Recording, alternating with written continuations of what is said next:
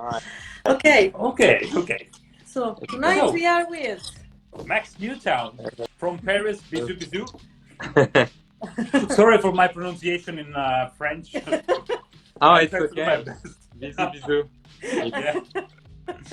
So yeah, we already met in person a few months ago, and yeah, it was like it's really very nice. yeah, it's Yes, really nice to see you again. to see you again. Yes. Thank yes. you. Yeah, you And too.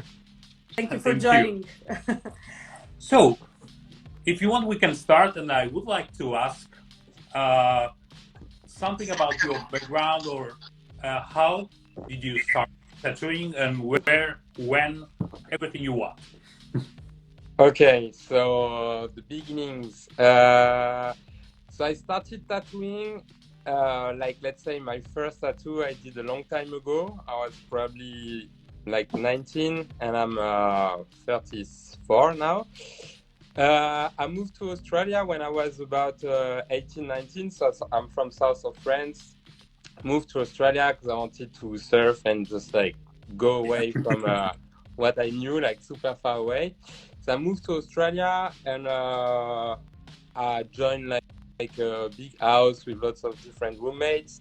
And there was another guy who liked tattoos like I do. And we didn't have much money back then, you know, like 18, 19, traveling around and more surfing than working.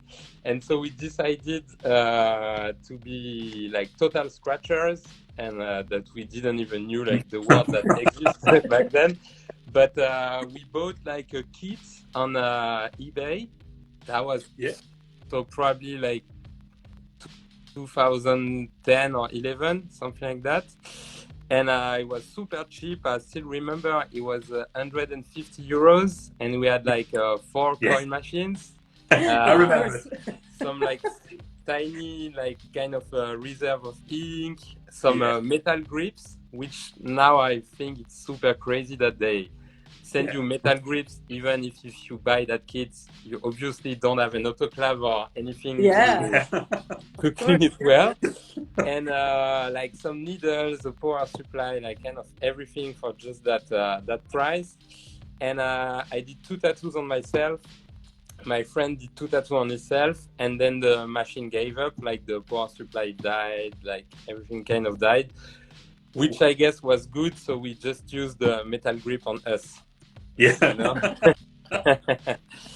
So that was my first time tattooing. Not my first tattoo, because I started, I think, getting tattooed when I was 18 too.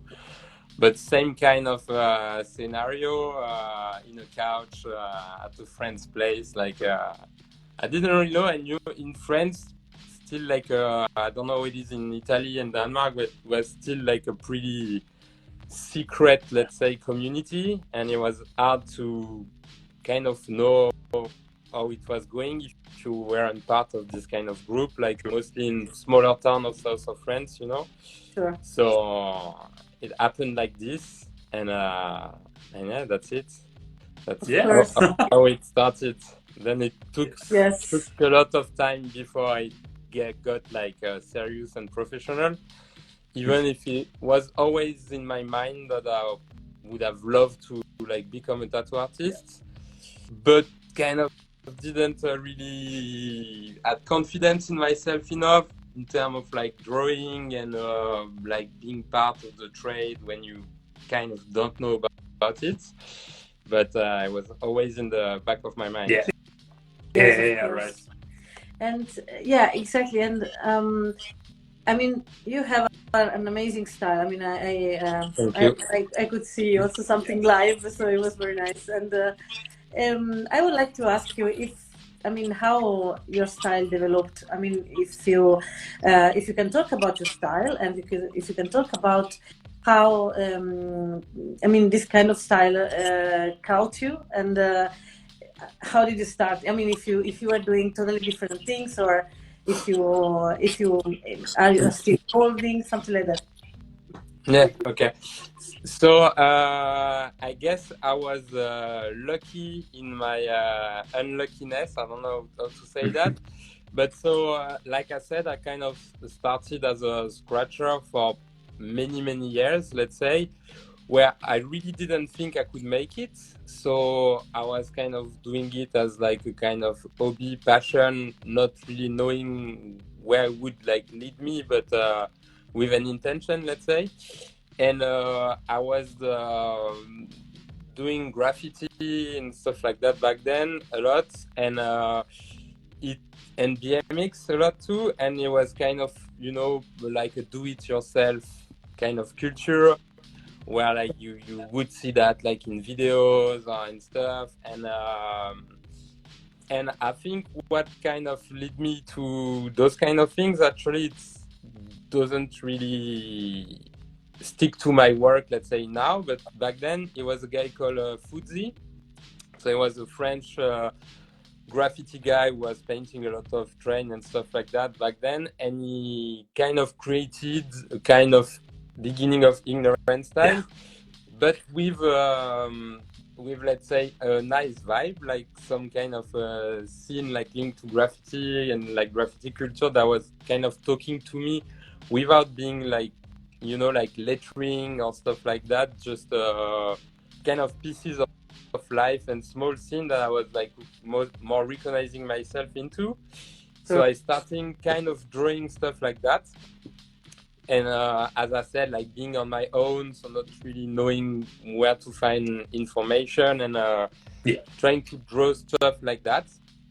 And luckily I had lots of friends from like my crew, graffiti crew, and friends of friends a bit everywhere when we are traveling, that were kind of interested in it too, and kind of started, I think it was really back then, like this kind of vibe, maybe like 10 years ago, like in the graffiti world, kind of everybody starting like doing tattoos when traveling, like Interrail in Europe and stuff like that.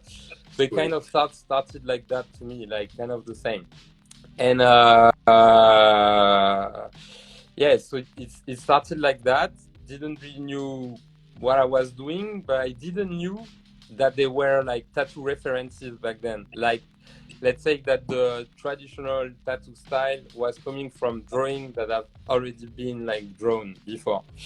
I didn't know that at all. You know, I kind of knew like LRD and stuff like that, maybe even for like not the good reason, like for the clothing brand or stuff like that.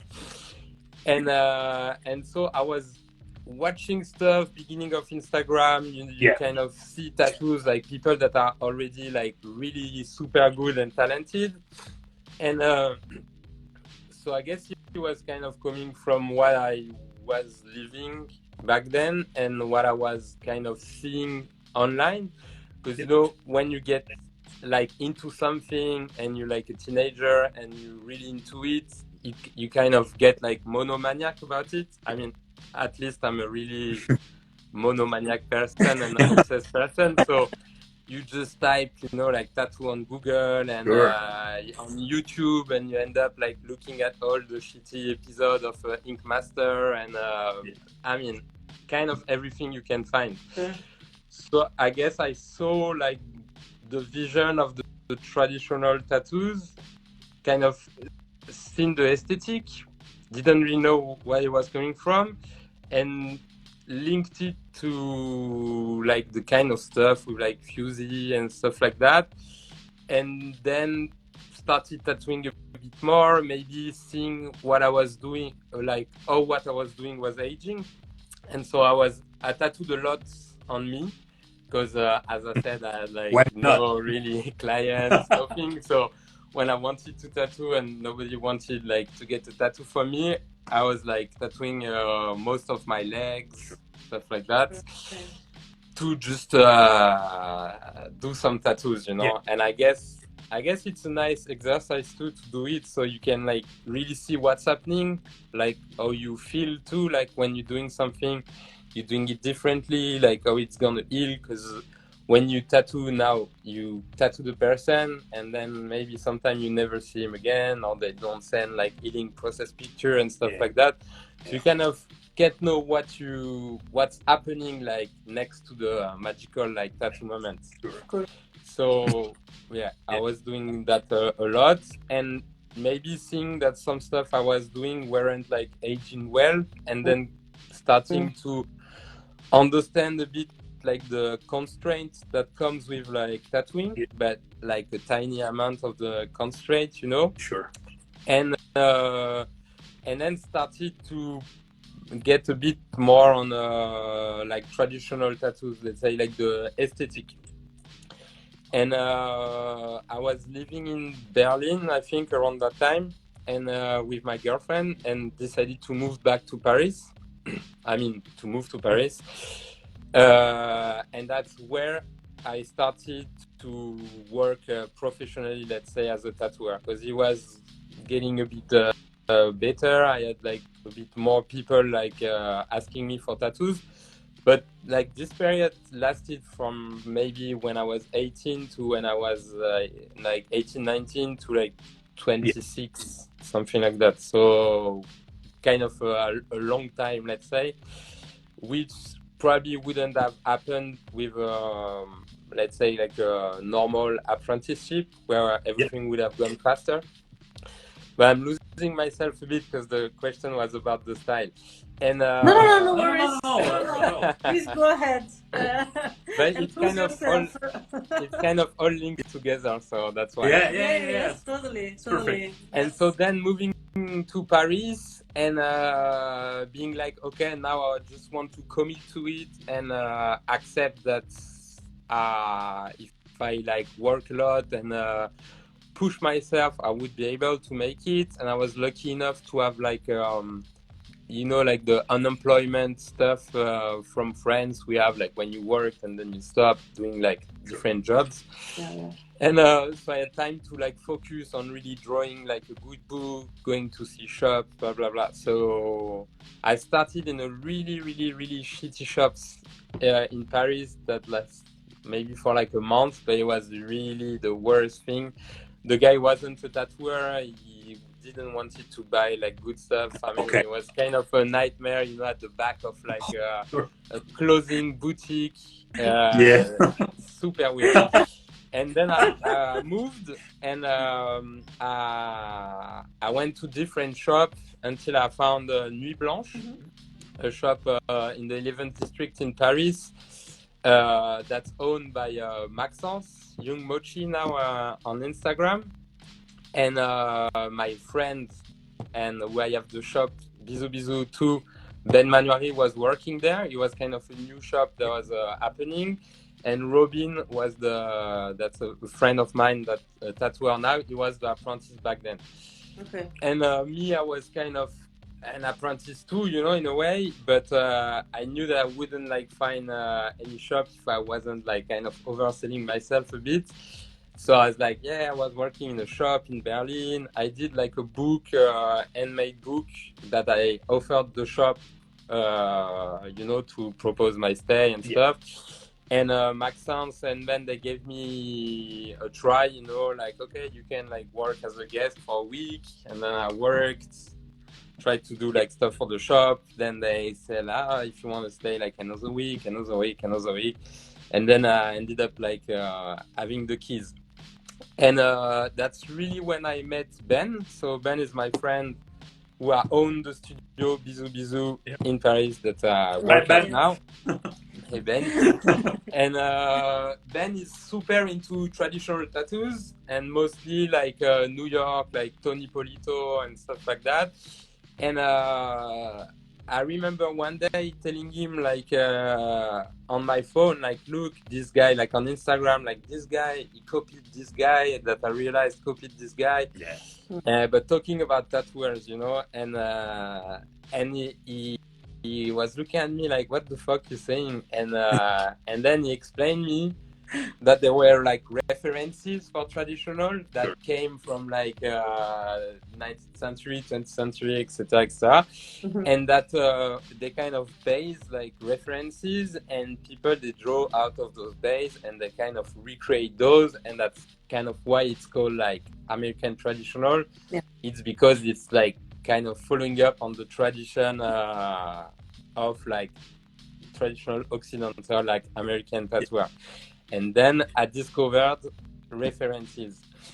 And so all this story to say about my style is that I don't use that much references. I obviously see a lot of references because I've seen like the books. I look at tattoos every day on Instagram that my friends do, like when I guest in a shop and stuff like that. So as like a human like sponge, you get them in and you kind of take it all in. But I didn't really own any book. I didn't know any book, so I was kind of drawing, you know, like traditional tattoo, but really like drawing them in a way, you know. And really drawing them. And so I guess that's what helped me to have a kind of different approach to traditional tattoos, because I really felt like the application and the technique to do the tattoo was for me the best, because it was kind of drawn for tattooing with all the constraints that come with tattooing and aging and the fact that it's on the skin and the contrast and stuff like that, but still like drawing my stuff like I used to do when I started before I knew references. So I never really like jumped into the reference game. I don't know what to say. And I kind of like how to draw, kind of like to draw stuff that kind of cross my mind.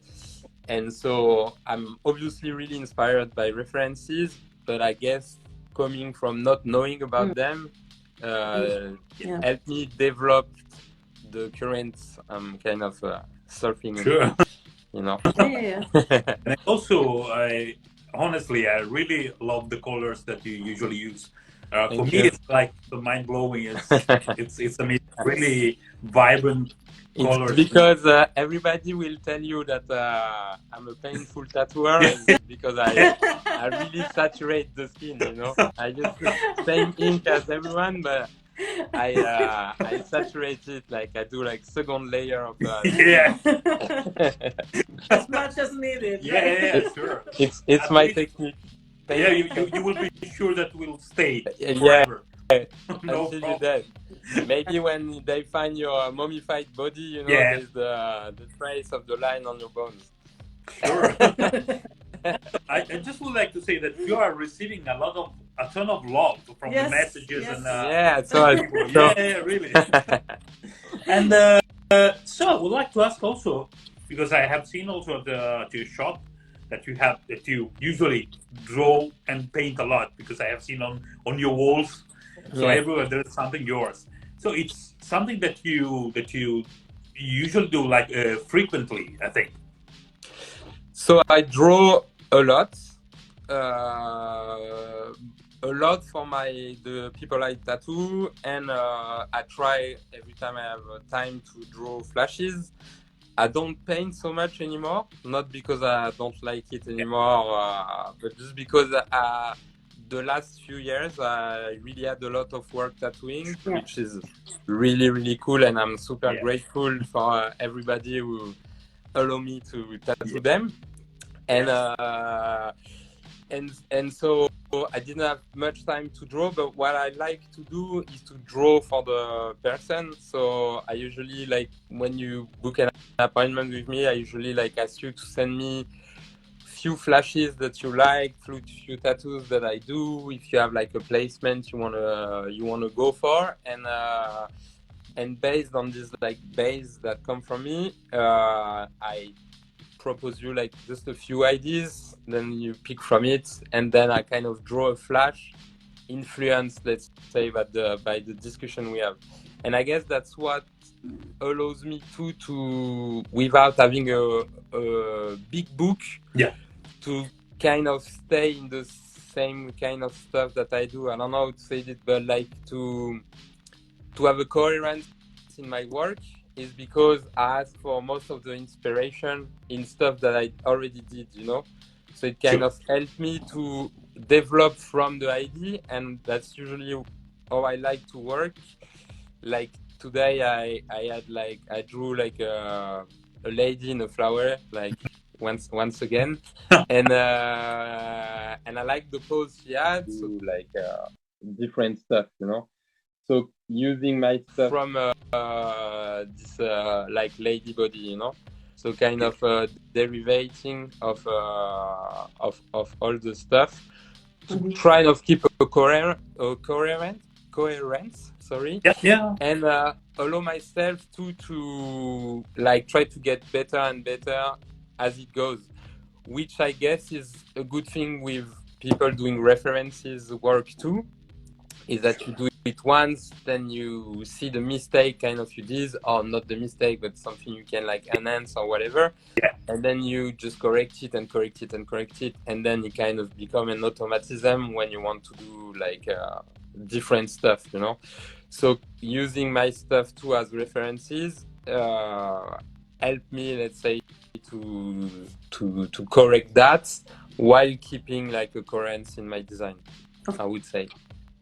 Yes. I would like actually to ask a question also about your relationship a little bit. I mean, it's a double question actually. It's one. It's a little bit more locally made. Like, what is your relationship with your customers in terms of drawing and stuff like that, project wise or ideas and stuff? With the customers, you said? Yes, exactly. And from this, how do you see the tattoo scene in general in Paris and in your area? And how maybe did it change in the years? So first, I think like we have like a good tattoo scene in France, but it's not like a big tattoo country, I would say. Let's say that when you look at America, like the US, Canada, or Australia, for example, the history of like this kind of tattoos goes back like way beyond what the French scene does. And when you go to the US, Australia, you see like some kind of grandparents that have traditional tattoos, super badly edged and stuff that look super cool. And I guess the generation that is now, they already have their parents, their grandparents that have tattoos. And so they're really like more inclined to go for it because it's been socially accepted to have this kind of tattoos. Sure. Yeah. France, and I mostly talk about Paris because that's kind of the only thing I really know, like in France, like really know, being tattooing there for like the last 7 years every day. Paris, as you saw when you came, it's kind of a fancy city, you know, people are like really chic and everybody wearing black, kind of simple but elegant, let's say. And so they want the same kind of tattoos, which is not the kind of tattoos I kind of propose, you know. Really colorful, bold, and quite big.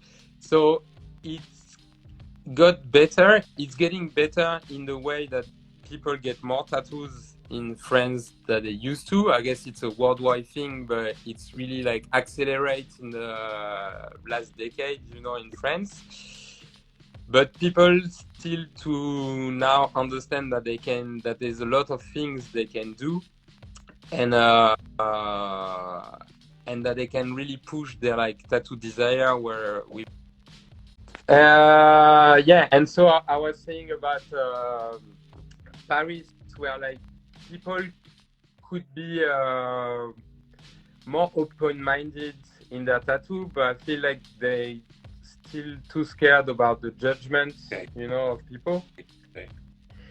And it's not like, let's say, it's not a city with an eccentric vibe like London could be or Berlin could be, where people they maybe follow more their instinct and not like really what people are gonna think about them. So that's kind of how I see the scene in Paris. Even if I do have great customers and great people who I spend like a really good time with and that have committed to doing like back piece and stuff like that, but you really need to hustle for it.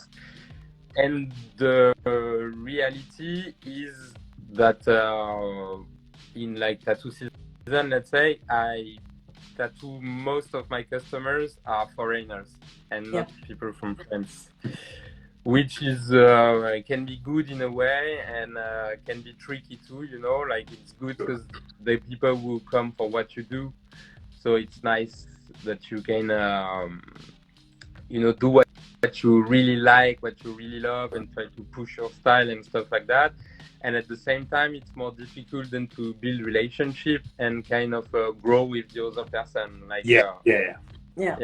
Like I only did two like full sleeves this year of like different flashes, and I'd love to do more. But the two we did in like a year and a half, you know, I really saw the difference from like when we met, when we chatted about tattoo, about placement, you know, like really exchanging to kind of create the genesis of the project, and like the few last tattoos, you know, where you can see like you're talking to a person that really got into the project, documented itself, you know, and now coming with like inspiration, getting to know like other tattooers for inspiration and stuff like that. And that's really nice to have this process and to be able to share it with someone, and yeah, really have this exchange, you know, this trust to each other, you know. Sure. So I'd like to have that more, but I'm working on it, let's say. Yeah, for sure. Right. And also with having like a foreigner customer, you know, like those days, everybody can see like there is a little down into tattooing, I guess, linked to like the state of the world and life being like harder and harder on people with like inflation and energies linked to wars and stuff like that, which I totally get, because we for sure sell like a luxury service, and sometimes people have other things in mind. Like we tell them, by the way, like I always tell people, like really think about it, take your time. If you need to save more, you know, you don't rush for a tattoo, let's say, because it's gonna stay on you for the rest of your life. So if you need to do it next year and do it well, you know, let's do it next year. So it's kind of what's happening now, and with people traveling less, I obviously like feel the heat and have less work. But then I have more time to draw new flash too.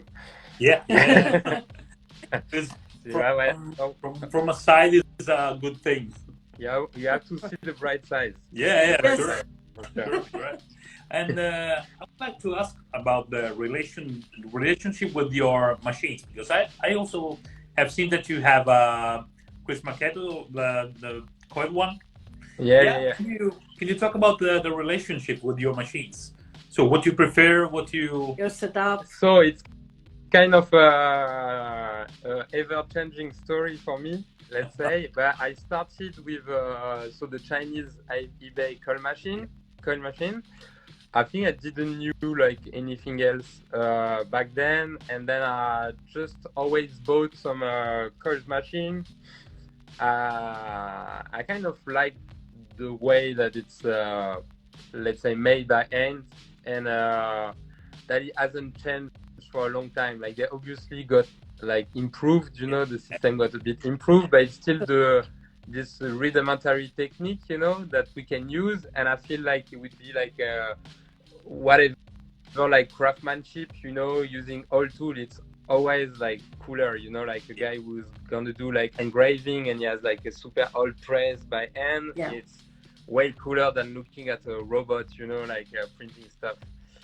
So I think I like the relation to it, and I always saw like tattooing as a craftsmanship, you know, as a thing like you really need to learn how to do before doing anything else with it, you know, like talking about art, or, you know, bringing kind of your own thing. You first need to know how it's done before you do anything else.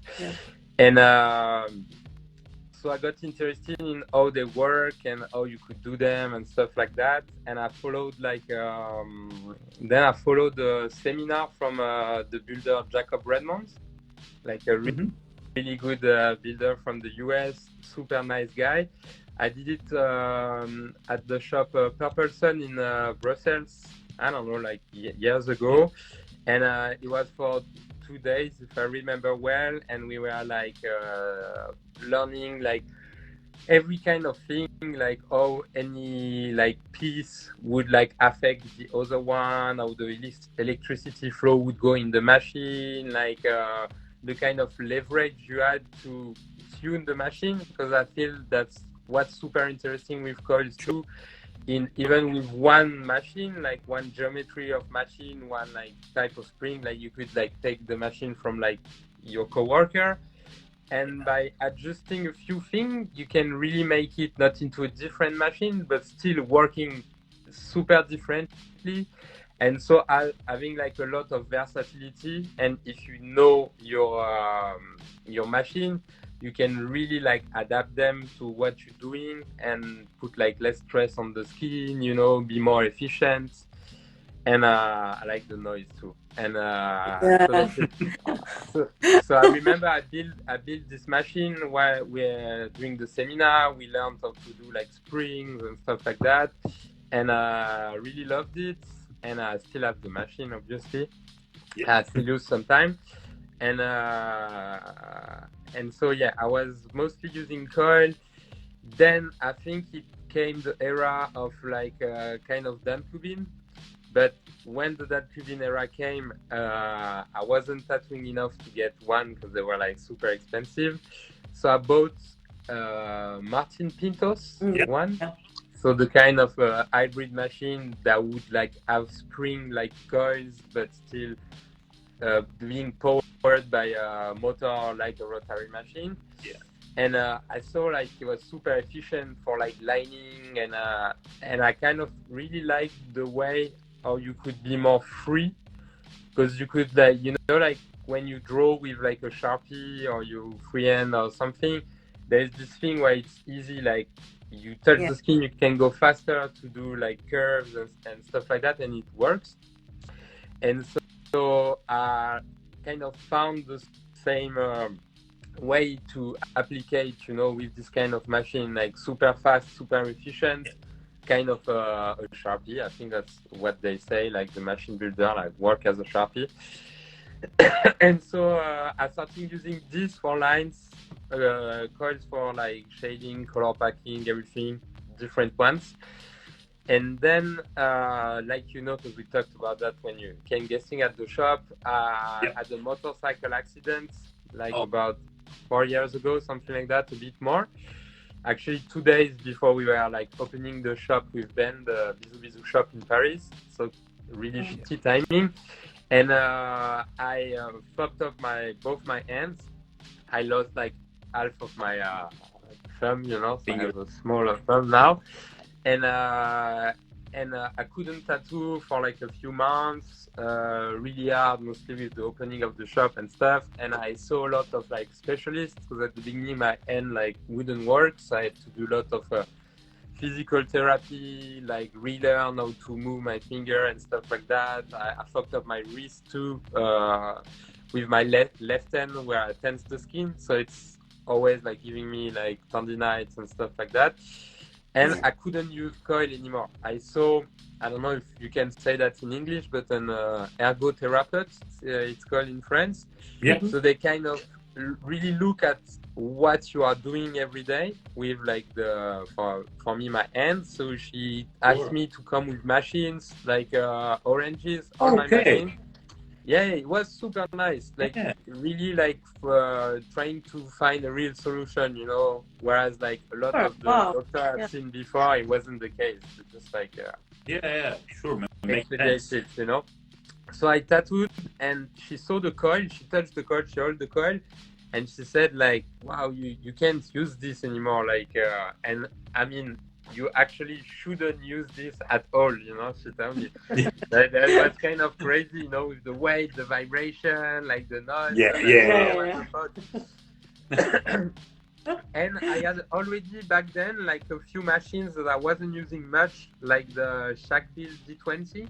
I mean, that was the only one actually that I've seen like a lot of people from like the traditional tattooing scene using. So I got one. Was a bit like violent for me, let's say, for the way I tattoo. and so I was sticking with the coil. But so then I got back tattooing only using the rotaries. So the Dan Kubin for the line. Yeah. I got to that Kubin then. That is still pretty tough on the hand because I think it's vibrating a lot. It's just like light, which was kind of making the difference. And the D20, where you kind of don't even like feel any vibration, super light, so really easy, you know, even to go get corners and stuff like that. And they're like really great machines. Yeah. But it wasn't just the best for me, I guess.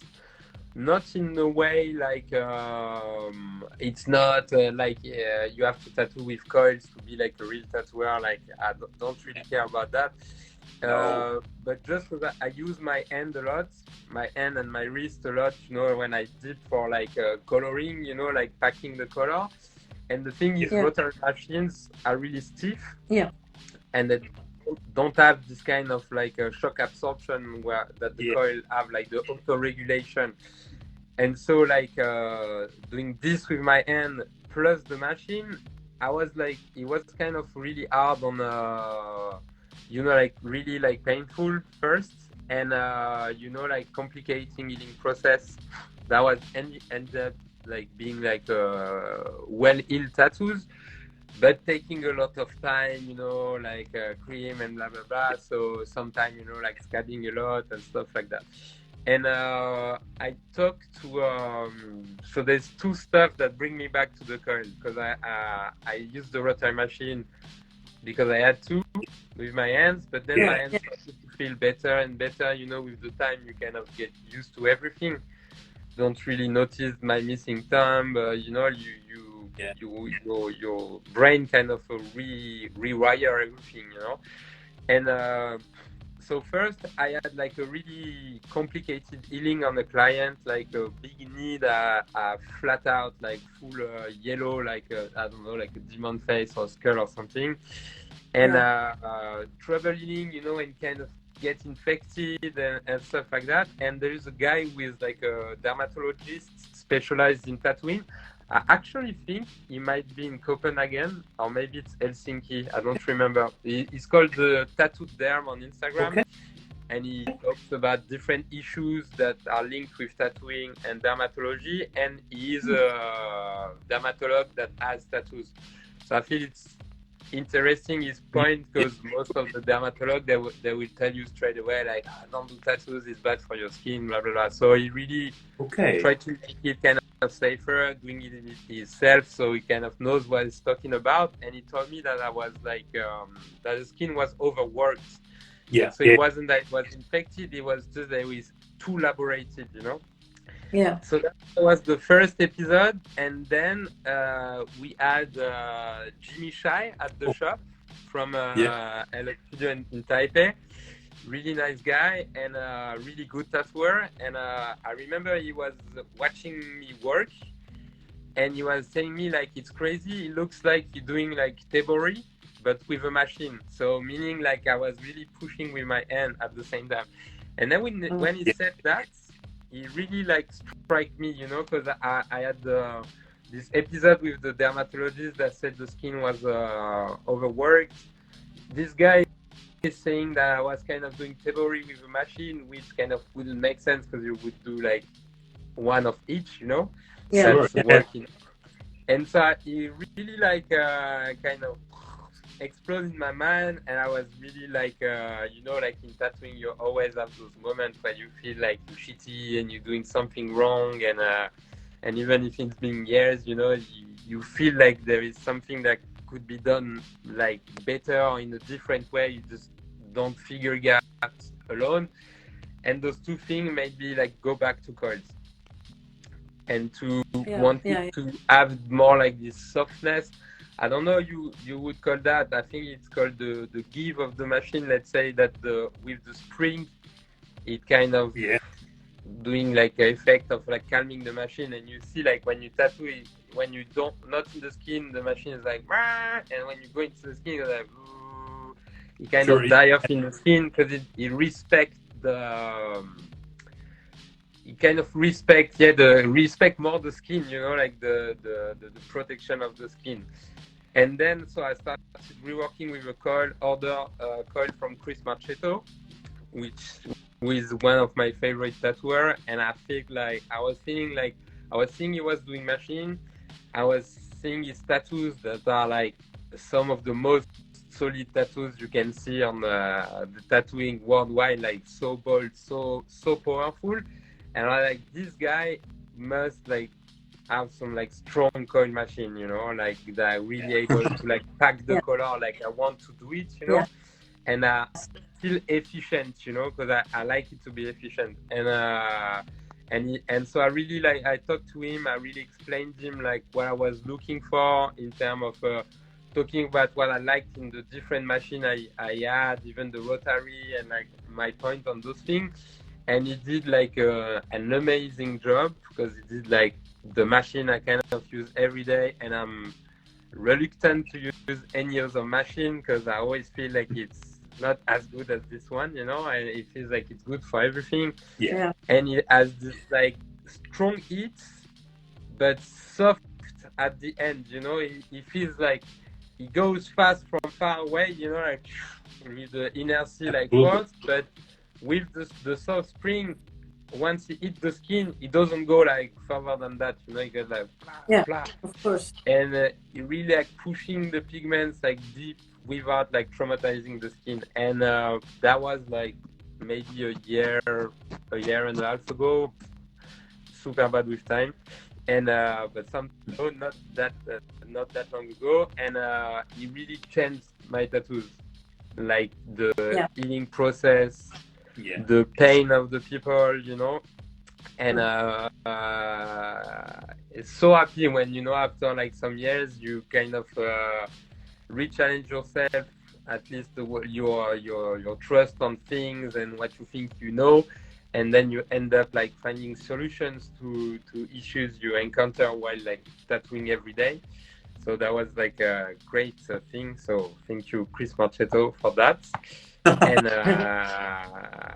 and I guess too, the accident that allowed me to like try different stuff and see what was good for me, you know. And I guess that's why you know, a lot of people, they come to the shop looking for apprenticeship, or they like new tattooers, and I always take the time to chat with them and like see what they do, try to give advice, because as I said, coming up how I came up, you know, like if nobody had gave me advice at some point, I wouldn't be tattooing maybe today, you know. So it's really important for me to try to kind of do the same.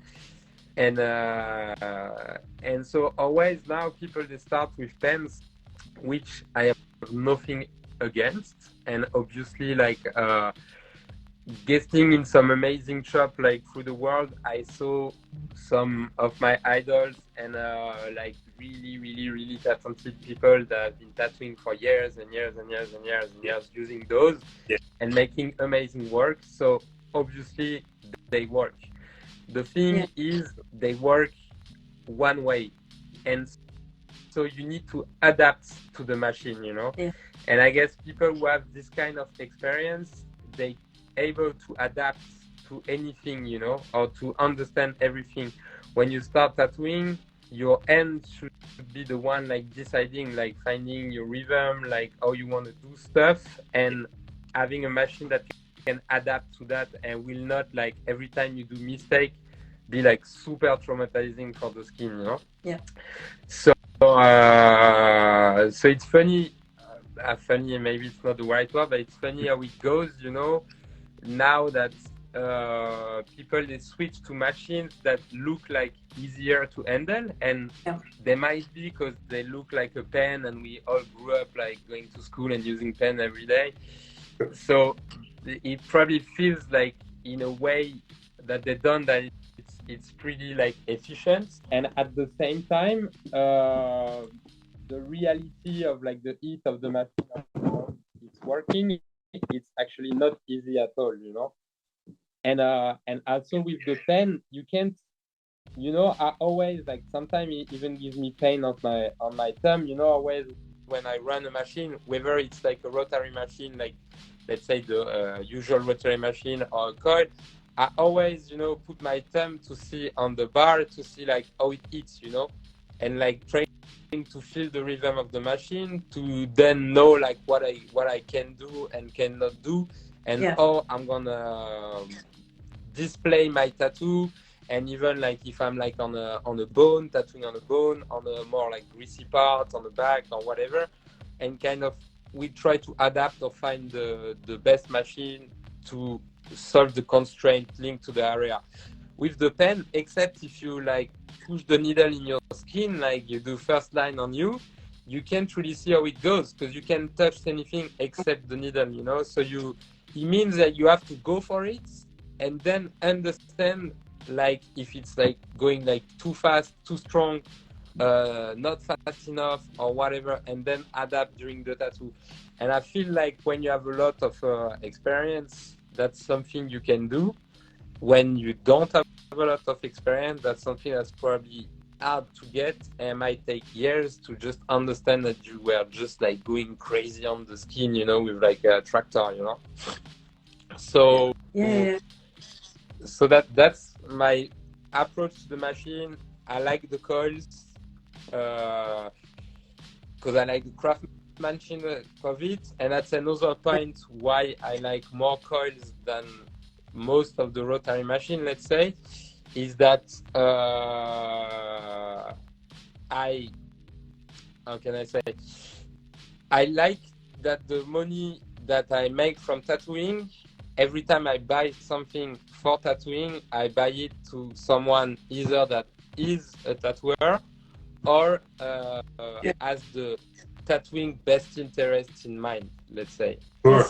And I feel like when I buy machine to machine builder, you know, and or when I buy needles to like tattoo companies that have been there for years and that have trying to keep the thing, you know, working and doing like good work and not like pushing prices and stuff like that. That's how you keep the tattoo industry kind of magic and alive, you know. And a lot of people, they kind of criticize, you know, how tattoo is going, where tattoo is going now, you know, how people don't care, or people they don't like learn how to tattoo before tattooing people and blah blah blah blah blah blah. And then they kind of tell people like, oh yeah, just go buy a pen for 50 euros on Amazon and stuff like that. But then you don't give the money to the people who care about the industry, and you can't complain that the industry then goes sideways and is more like becoming more money oriented than passion oriented, let's say. I mean it's something really important, I think, and thanks for saying that. I mean for talking about this, because I think that the difference between craft and being a 3D printer, it's something really that now makes a lot of difference, and it's so difficult to explain that every craft, every practical activity is actually an experiment, no, of what, and you have to develop, and you have to practice, and you have to improve yourself. Otherwise, it's just you know, a machine, but also your arm is a machine, because it's just something that does every time the same job, and without caring about anything else. So it's really an important point for us. Actually, we always try to you know, talk a lot about that. Sure. So it's we totally agree. And I don't know if you would like to tell us something about any future plans that you have, like, I don't know, conventions or events, or simply anything at your shop. So so the shop first, maybe I'm gonna talk a bit of the coworker and the shop. So the shop, you can find me there like most every day of the week, most of the week, you know, working there.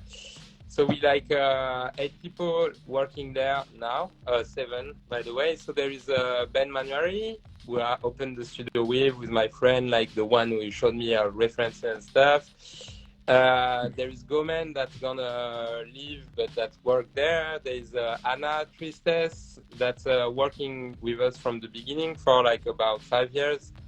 Armel, who does like engraving too. And downstairs there's Ben, so the shop. There's Gael, who does the Japanese tattooing. He also worked with Tebori, so it's pretty cool to see. And if you're looking to like discover this, like, and it's pretty rare in France, like you should like contact him to get something cool from him. Yeah. And there's gonna be like 2 new people joining the shop. Okay. One guy that's called Klaus Tattoo, that's coming from like south of France. He does like ornamental tattooing, so he's kind of doing a little test period at the shop now, but it's going pretty well, so that's cool. And he's a younger guy, so it's nice to have like fresh blood, because we more like not old people, but more in or like 35s going to 40 and stuff like that. So it's nice to have some new blood. And also Red Mantis, Clara, who is gonna join the shop, and that is super cool for me, because I met her when I started tattooing and I tattooed her, and she was already in the she was already in the process of like becoming like a tattooer, but was really so like humble and stuff that she wanted to really find something to learn, and did what I could to help her to find an apprenticeship, and then she did, and then she does like great tattoos, and she's gonna join the team, so it's kind of a loop, you know. So that's super cool. So that's some pretty exciting news, like for the shop, new people, because and that's also a cool thing. But the team never changed at the shop, which is I'm super proud of, you know, because tattoo shops, it's always like full of drama and turnover, and people, they go crazy, and it's always like a romantic movie, like where you go and then people hate you and they feel like you're a traitor and something like that. But so everybody stayed, so I guess we're doing our job well, and it's super cool, because it really feels like our tattoo family. And super exciting to have those 2 new additions at the shop, and really trying with the shop to keep like tattooing the way I like it, you know, and kind of create my own bubble into this now like huge bubble. And if I focus into it and in the work we do, and a few other people that really love it here, and this kind of small community, you know, to keep the flame alive, let's say. And other exciting plan, I'm going to Geneva in I don't know how to say it in English, but in Switzerland, at the shop Nuit Noire. So Vince Paget's shop with my friend Loic, and a few other people that I'm eager to meet. And so I'm gonna work there for a few days. Then in February, I think I will kind of chill, because I'm going to tattoo in California in March, like for a few weeks. I think traveling with my girlfriend, like road tripping and tattooing. And what else? Then it gets to April, and I might go back to the States too, to go to New York at the Greenpoint, where I go like try to go like once, twice a year, and really like my New York family, and I love working there, because people, like we talked before, they have so much like experience into tattooing, like open to it, and it really feels like you can really do what you like, and like push what you do, and have people that understand what you want to do. So that's really, really cool. And I'm gonna go visit Chicago too, to see my new friend Mark Pickman that works there, and that I met when he was guesting in Paris, and I'm curious to go and meet him. and see how is the city, because for now I've been to New York many times, but I've never been elsewhere in the States. So I'm gonna try to mix it up a bit. In May, I'm gonna do always the True Blue convention in Eindhoven. That's cool. Which is super exciting because it's a really always like a great meeting with kind of like-minded people, at least in terms of tattooing and how we see the craft. And Bob and the team at True Blue, they're really making everything so it's a really cool place like to tattoo and to meet people. They organize like a first day where they do an exhibition of hand painted banners.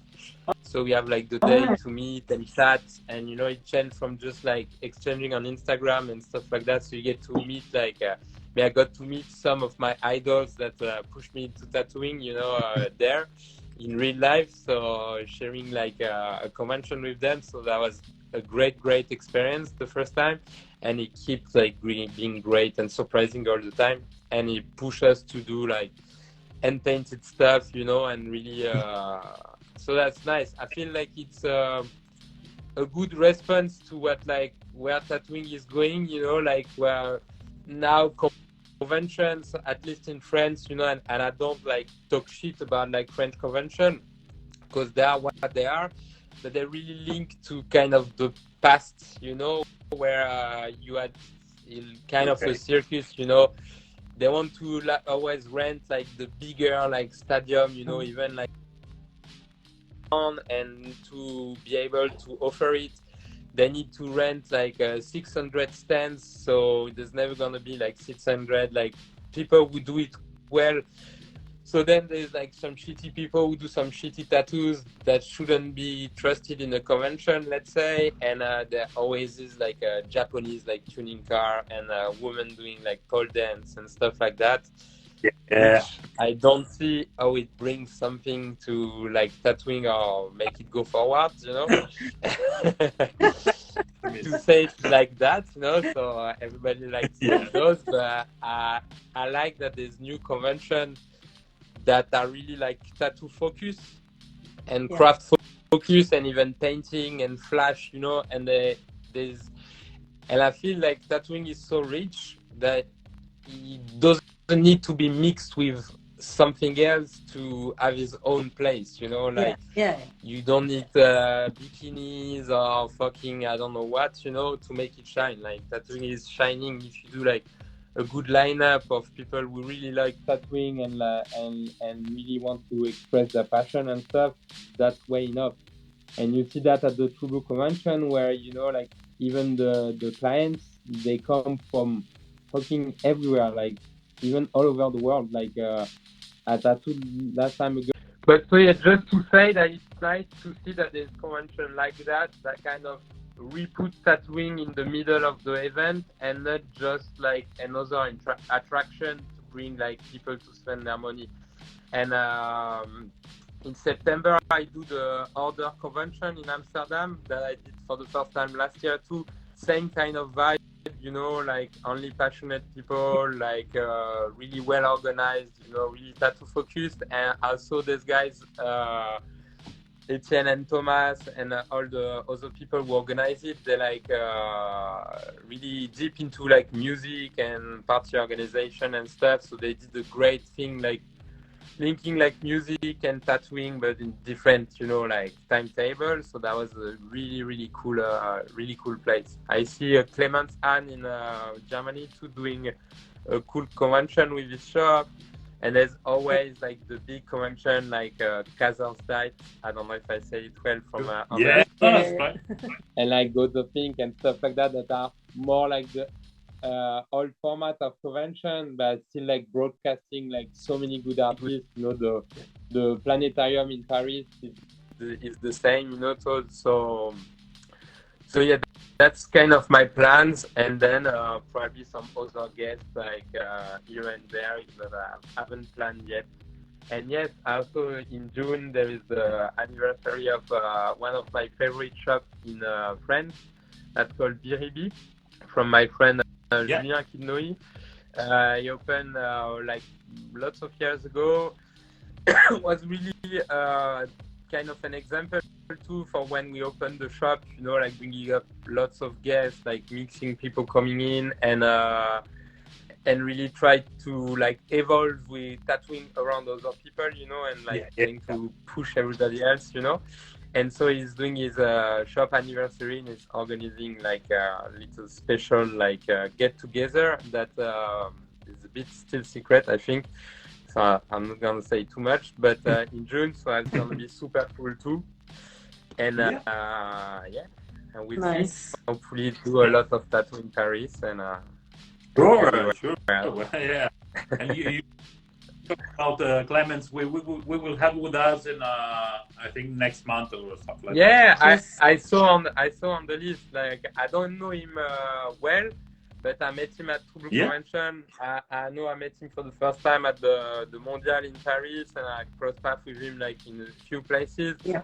Super cool guy, really nice, you know, really like friendly and really good work too. Yeah, maybe try to go to Germany at some point, do like a little trip too. There's lots of different people I want to see. Felix Kinzel too. Shops seem super cool. So, I mean, that's what's cool with tattooing. There's so many exciting places to visit and to go and people to meet that. If I had more like free time and less responsibility, I would be like on the road 24/7.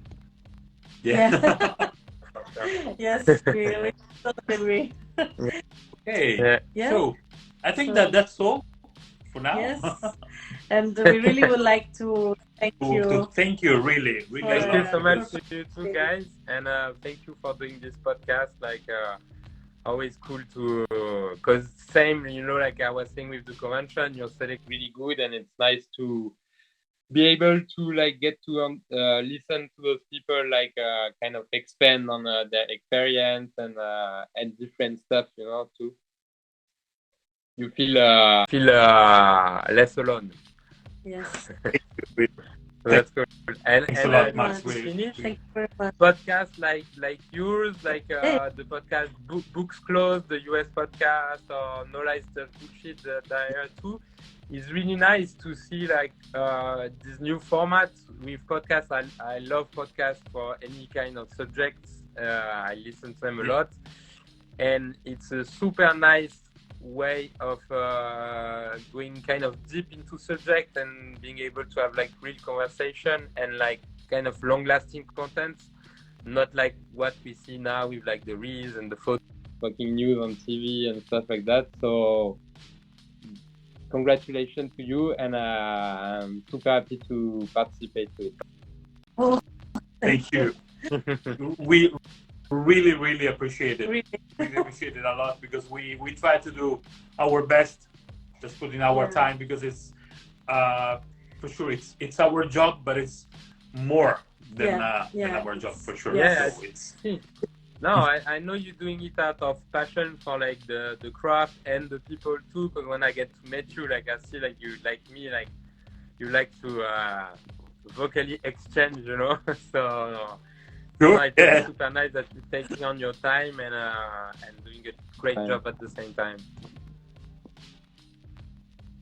Thank you. Thanks a lot, Max. Thanks a lot. Thanks again. You're welcome. Really nice to see you again. And if you can, please remain on Zoom so we say bye to each other in private. I will. So we can say bye to everyone that's were here. And someone is asking if you will marry them. And yes, and it's demain midi. I do like a big up. Is there my friend from opening the shop like right now that's called demain midi, and you should check it out. They're like really cool people. Oh, okay. Some of the people I started tattooing with in my couch, so check them out. For sure. So thank you very much. Thanks again. Thanks everyone that is following our little conversation. Thank you. Bye.